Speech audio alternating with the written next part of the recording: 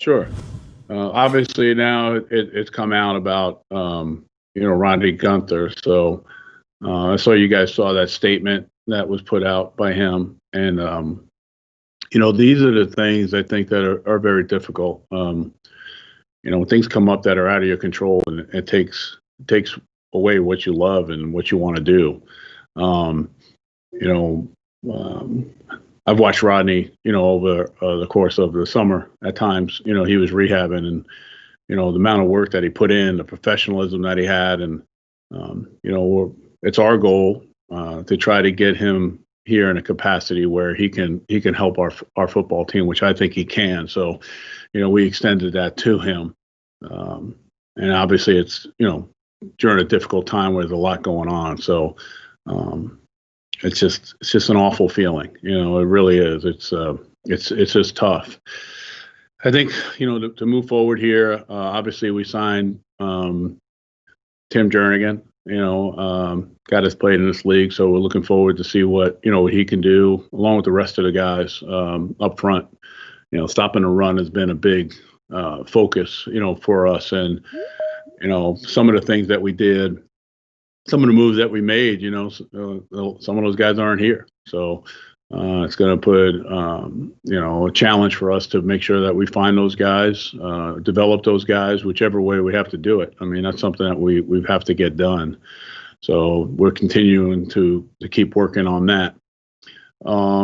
Another unfortunate thing, Quincy, fortunately, the surgery went well on the core muscle. So he should be coming back here, training with the players and seeing where he's at.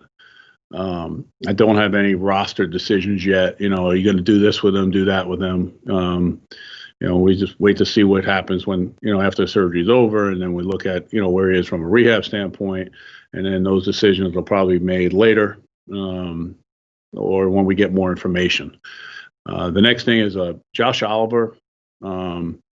Was running yesterday, non-contact, broke a bone in his foot. So he'll have surgery tomorrow. And, it's just an unfortunate thing. I mean, for something that could happen to any of us. I mean, it's, sometimes you understand the contact part of it, but the non-contact stuff just happens. And I guess you just chalk it up to being a bad break. I mean, he was in shape. He was doing really well. We were really excited. He's devastated, obviously, because it showed that he put a lot of work in and coming in.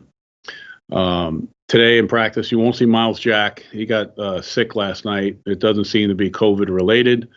So he won't be in the building. And then hopefully we'll be able to get him back once he feels better. So he's, sounds like just symptoms of being under the weather, but in this day and age, we just got to be careful. So, that's what we're doing with him. The other guy, Aaron Lynch, I excused. He's taking care of something personally, so he's dealing with that, and we'll see where that is as we go forward. So we're in communication with him, so it's not an issue. But I just want to tell you guys, so this way. I'm up front telling you, where we are with the team, who's out there, who's not out there. James O'Shaughnessy, it's a day off for him, so we're working him back. So you'll see him out there, but on the side. And then Caleb, I think we're getting close. So hopefully by the end of the week, he's doing walkthrough and doing a lot of stuff like that. And obviously, it's just the on-field stuff. And we feel, we'll get a good indication tomorrow when we test them, and then we feel like we'll have them later in the week. So we should be at full strength. Today's the first day of pads. I talked to the players. Everything's a ramping up type period. So, my goal is, hey, we want to get used to it. We don't want to see people on the ground. We don't want to be leaving our feet. We have. You'll see today. We'll have. The one-on-one O-line, D-line is going to be a highly competitive period. Obviously, they're all competitive, but some areas it's safety first. So, we're just going to work our way into getting ourselves into those, those type of drills to where, we can see if someone has the ability to play or not. And we have a lot of time left for that. So, we just want to get out there. It's restricted, as far as time-wise. 90 minutes is what we're allowed on the field. I think that's I really like the way it's going, as far as the build up and the time. And I think it's really helpful for our players, as we get ourselves, ready to go. The other thing that came out, obviously, the PA in the league, that they're going to continue testing. I think from getting a feel for, the players and the coaches, and including myself, I think there's a comfort level in that. I think that that was a good thing. It's one that I think that we all embrace, and I haven't heard any negative talk about that. Of when it comes to doing things to try to keep us all safe. So, that's where we are as a team, and I think that's it for the opening. Thank you, Coach. Let's start with Mark Long. Yeah, Doug, with Rodney, I know it's hard to predict any of this, but do you have a sense of where this thing will end up? And do you anticipate him trying to play again at some point this season or next year for you? I think, like I said, we've offered to, a position for him to come and help our football team. Obviously it's not on the field, but I think he has a lot to offer. As far as the medical, as far as, what can happen, what can't, I think Rodney might be able to explain that better. I think it's probably best for him to tell that story. I could only tell you from where we stand, where we are right now. We like him. We feel like he can, help our football team, even though it's not on the field, which was, the number one thing. So, hopefully, after this, very tough period calms down, I told him to get back in touch with me, and he'll be part of the staff in one way or another. Did he accept that offer? He was appreciative of it, but again, I think if we all try to just take a moment and put ourselves, in his shoes, you can see how difficult a time it is. So, that offer is extended for a long period of time. It's not going to be something that, hey, I need a decision now. I told him, hey, get everything. There's a lot going on. We have all the support here for you. We don't want you to be, feel like you're left out alone. I think that's a credit to, obviously Dave and Shad, ownership, to be able to have that type of understanding in a league at times that is business oriented and for lack of a better term, sometimes cutthroat, so I feel like, I feel proud that we're doing the right thing. Thanks, Mark. Let's go to Cole and then Hayes. Doug, just one more thing on Gunter. Did the process of bringing him in during free agency and with the restrictions, do you think that played into any of this, or was this something that might have been caught ordinarily through a physical, or is this something that's just so far outside of what you would find during a physical during a regular time that you wouldn't have known about this anyway? I don't know. That's a good question. I think that, as far as, hopefully, maybe Tag can get you the medical procedures and anything on that. I think, I've seen it before where, guys have gone for a couple of years and things have gotten caught. More so coaches, with, their physicals at times. There's a lot of things that happen that, you feel fortunate that, when you look in perspective, basically have saved lives. I think that, this is a league that's built on safety. It is a league that's built on, doing the best job, having the best medical care, for both coaches and players. And I think it's appreciated. So I really can't answer whether what was done before, could have done it or now, but, I think I wouldn't know all the ins and outs of testing and what test shows what and that. Thanks. Yep. Thanks, Cole. Let's go to Hayes. Yeah, Doug, I've got a couple things. First off, DeJuan Smoot, what kind of strides has he made, and what kind of a role does he now need to play in light of all this attrition?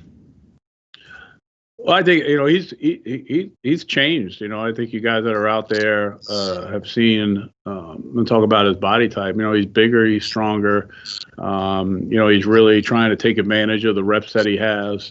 I know that he will be able to help us. And now it's just a matter of seeing, how much. I think that I feel very good about where he's at. I think that he's worked extremely hard, and it shows. I think, in these next couple of weeks, like with a lot of these players, we'll see what ability they have to help us win. But, Smoot has done a really good job, and I told him, man, I like the way he's practicing.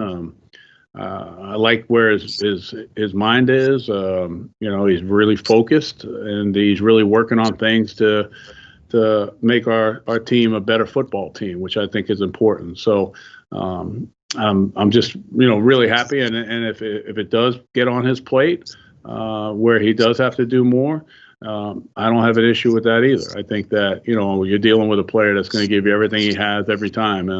Whether it's good enough or not, I think that we'll see, but that's what we're working for. And then, in all your years of coaching, have you ever experienced a 3-year run where you had this kind of devastating attrition for 3 years in a row? Probably not. No, but that's the rub of the greens, huh? Part of the challenge. Cool. Thank you. Yep. Thanks, Hayes. Let's go to D-Rock and then John Reed.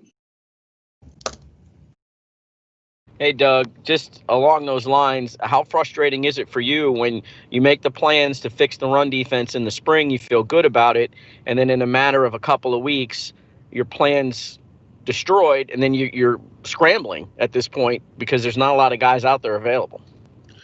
Yeah, I don't know if scrambling, or like high anxiety. It's a matter of, hey, listen, some of the young guys that we have to, step up, and we got to get them ready to go. I think that, there's opportunities from now throughout, the start of the season where, you can acquire players, whether it's, via other players, positions that are loaded on some teams, or we'll have to make some moves, or, maybe it's a trade. And there's a lot of options out there.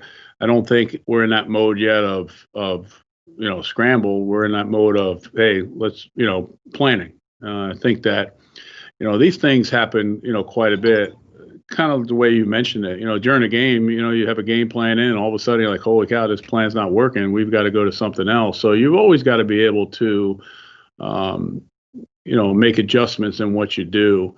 And the one thing I think I've learned over the history of this league is, even though you're doing all these moves or you're doing all these things to fix things and you feel comfortable, at any moment in time, those things can change, and you've got to be prepared, and you've got to be able to do it. I think that, in doing so, I know there'll be a lot written about, hey, kind of like you said, D-Rock, these plans that they have been blown up, but it's also a great opportunity and a great challenge for these other guys to step up, and if you have that happen, that's great. Especially the young guys, we're looking, the guys that we're talking about were guys that were experienced, guys that have done it before, having, those veteran type of guys brought in.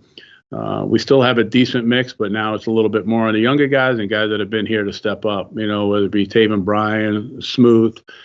Josh has done a great job. He's worked extremely hard. We helped the linebacker crew, which will help us out there, in the run defense. And, really getting, you might not have per se the one player that can dominate and stop it, even though I think we have some guys that can develop into that, but it'll be a challenge for the wave, the wave of D linemen that we have and putting them out there. So those are a couple of things that we're looking at and discussing as we work to get everyone better. We're not going to focus on things that are outside of, the building, at least the coaches and the players aren't, whereas myself and Dave and the scouts, we'll look at things and discuss things. Our focus still needs to, be on the players that are here, the coaches that are here, and getting the guys that we have good enough, for us to be a winning football team. Thank you. Thanks, D-Rock. Let's go to John Reed and then Gene. Hey, Coach, I got two things. Timmy Jernigan, is he eligible? Is he practicing today, or is he doing COVID testing, or what's his status? Sure. John, he's gone through his COVID protocol. So he's been tested. So he'll be on the field and he'll be practicing today.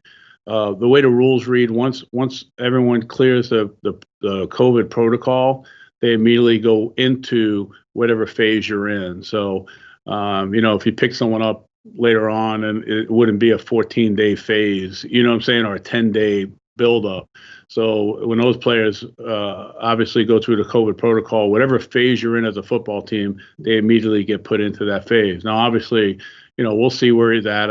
I haven't seen him on the field. Haven't even seen how tape is the only thing I've seen. So I'm sure that we'll be smart and working him back, and we'll see where he's at. How tough of a situation this is for a kid like Josh Oliver, who went through injuries a year ago, and he's back injured again before you even put on pads. I mean, just can you talk about just how tough this is on a kid like that who's worked to get back and he looked good. Yeah, I mean, he looked good. I mean, those first couple of days, it was exciting. I mean, and I think that's what the business element of it is. Okay, here's the injury. He's not going to be able to go. Hey, put it to the side and move on. You know what I'm saying? I mean, next man up, this and that, all, and I think that, when we write that or I talk about that and people, read it or they hear it, they tend to kind of go with that program, because they're not next to that player. They haven't been able to see what that player has done or the amount of time he put in, or, even someone like Josh that was injured last year that wanted to come out and prove something, I'm sure within himself to, a level of excitement from not only his teammates, but the coaches, to, hey, this guy's really going to be able to contribute and we're really going to get a lot out of him.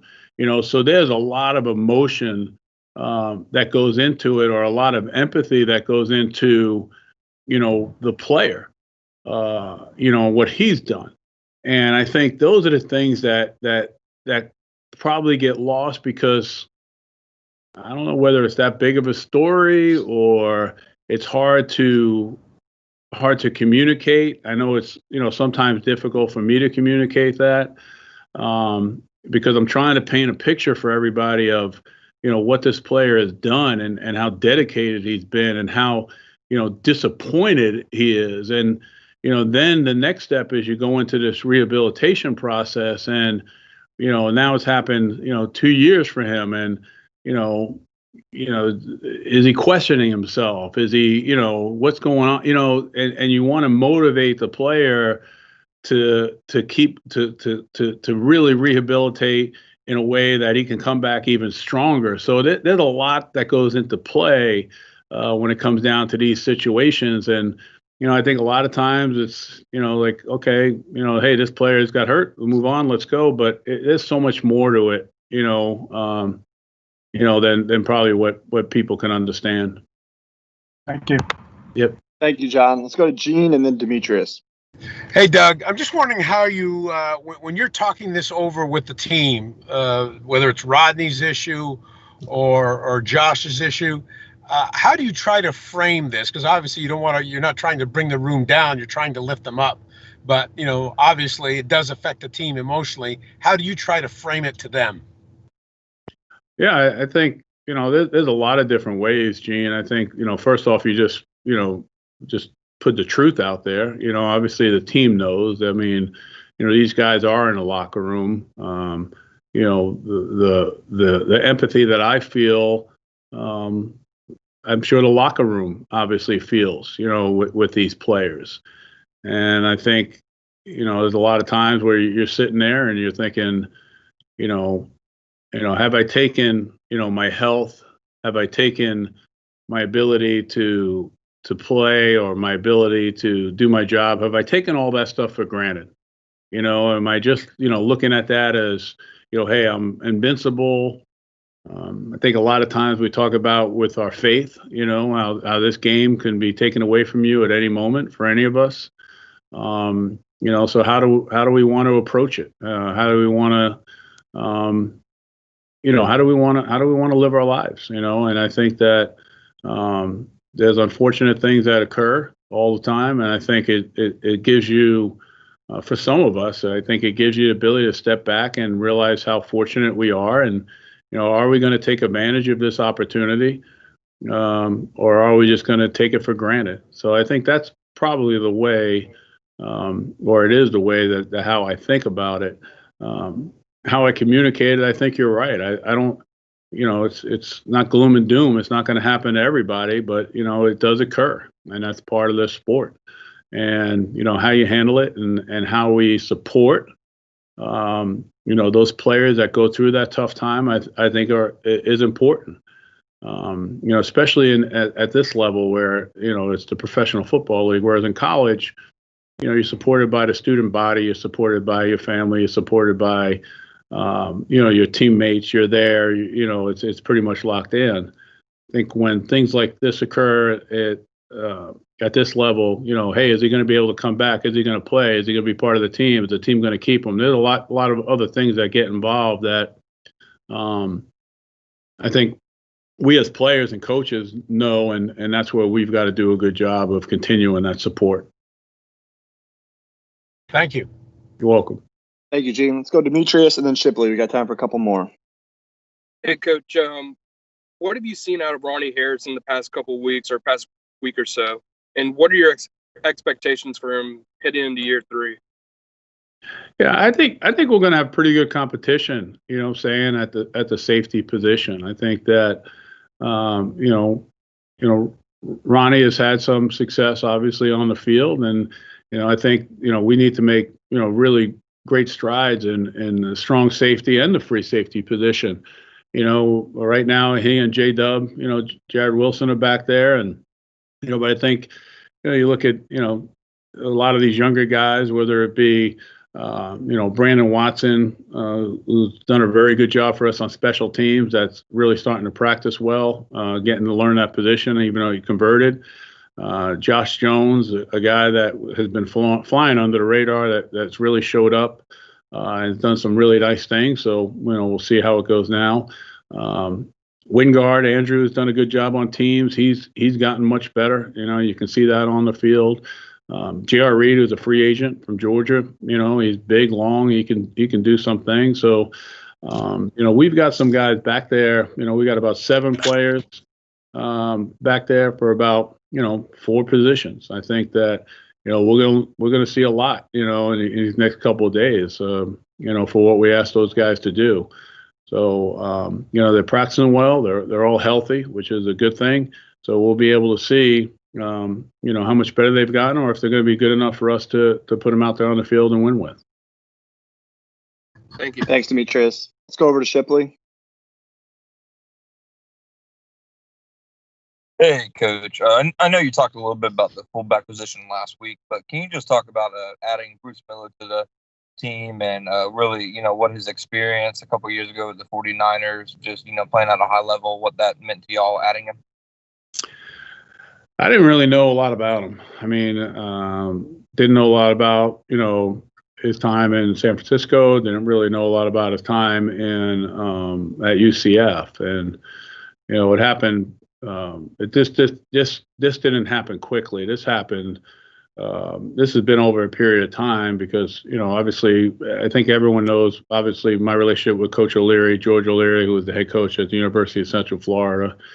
Also, my relationship with Jack Real, who's an agent that was Coach O'Leary's agent when I was at Georgia Tech. So I had known, Coach O'Leary I've known since I was 16 years old and worked for. And then Jack Real I've known since I was, coaching or with Coach O'Leary at Georgia Tech. So, I got a phone call over the summer, just told him, hey, I can't make any promises, and then really did a lot of research and, had a lot of questions, had a lot of things going on, as far as what I wanted to do. And the only thing I said was, hey, we'll see where we are and, we'll bring them in for a workout. If everything's cleared and there's no charges and, and all this other stuff, I said, obviously I went deeper than that when personal conversation, but, I really didn't know what to expect. So, we bring him in for a workout, and then all of a sudden he runs better than really I ever expected, or maybe anyone expected. He's in great shape, and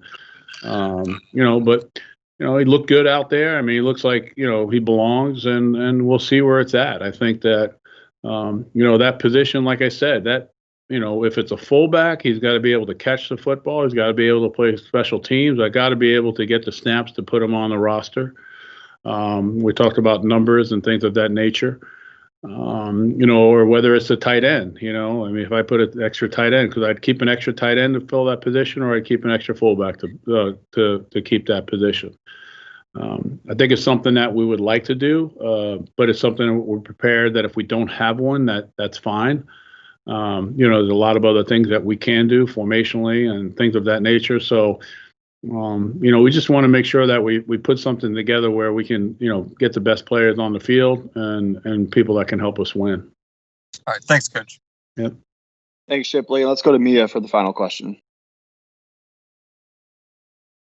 I promise I have it screwed in my car. I have to get there for my COVID testing on time. Doug, I'm just curious, how concerned are you deep down looking at this roster, especially on the defensive line, knowing that week 1 is just 4 weeks away in terms of depth? Yeah, I think you're always looking to get better at certain positions. I think that as camp goes on, you're looking to see what positions you might have a chance to upgrade at. I think that some of them, really, if you're thinking you're going to upgrade at getting a shutdown corner, you're dreaming. If you're thinking about upgrading and getting a pass rusher, you're dreaming. If you're upgrading at a left tackle position, you're dreaming.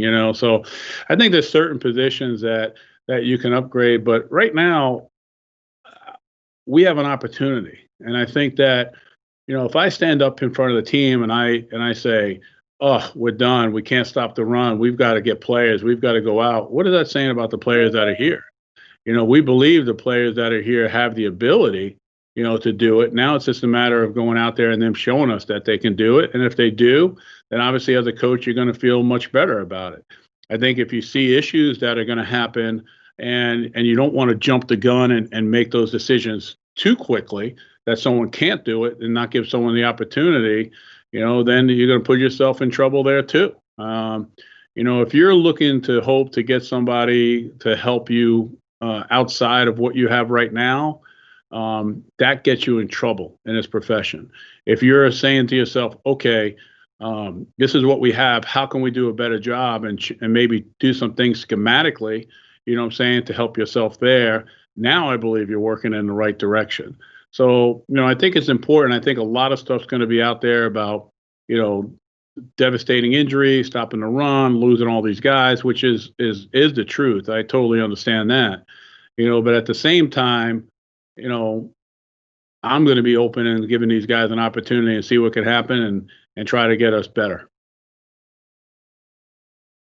Thank you, Coach. Mia. Sorry, you took the words out of my mouth. If it's okay, Tad, just real quick. I know you mentioned schematically things may change. Do you foresee that happening as soon as today because of the changes on the depth chart? I say let's see what they can do first before we start making those decisions, because when you change things schematically, you're changing everybody, and what their responsibilities are and what they're doing.